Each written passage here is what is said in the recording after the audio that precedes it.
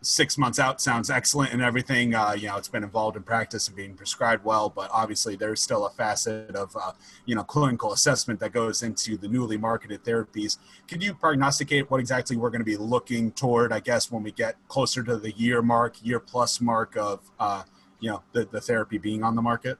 Sure. I think, in terms of short-term data, you're going to be looking at things like that. And one of the great things about this drug itself is that when you're looking at things like pain, it's very hard to measure by almost definition. It's very hard to do an objective trial when you're looking at certain measurements. But the thing about this drug that got me excited, way back when, was the objective data looking at, look, you may have different ways of handling pain from patient to patient. One person may handle pain better than the next patient, coping mechanisms, family support, things like that. Will you get treated? All these things matter when it comes to pain control. But when it comes to just looking at lab values, you can't change your bilirubin. There's nothing subjective about a bilirubin value or an LDH value or a hemoglobin value. These are all real data at real time points. And I do think in 6 to 12 months, you're going to see more data looking at the decrease in hemolysis in these patients. And I would expect to see more data regarding the rises in hemoglobins, which right, I forget the exact number in the paper, but it's about a gram if I remember correctly. But you'll have more real world data. And I think the rise in hemoglobin to me is only a small piece of the story for these patients. I think looking at the oxygen affinity and looking at the decrease in hemolysis, and by definition for some of these patients, a rise in hemoglobin, looking all together, you can just have more real world data. And it'll be very interesting to see if this all does translate into a decrease in admissions and a decrease in health care usage, such as transfusions.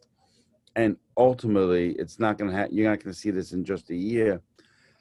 But it'll be very interesting to see what happens in terms of more longer term use in regards to things like organ damage, like kidneys, lungs, and whatnot. Because I think, if you use this drug appropriately, theoretically, you should be at lower risk for long-term organ damage, which I think is one of the really nice things about this drug. And on the, as Ted has alluded to, they're looking at a pediatric indication, publicly. So there's a pediatric indication kind of coming down the pike at some point, and that'll really be very helpful for these younger patients. I really think that when you look at some of these modalities like Hydrea, Voxelotor, and both are meant to be used in conjunction at this point in time for the average patient.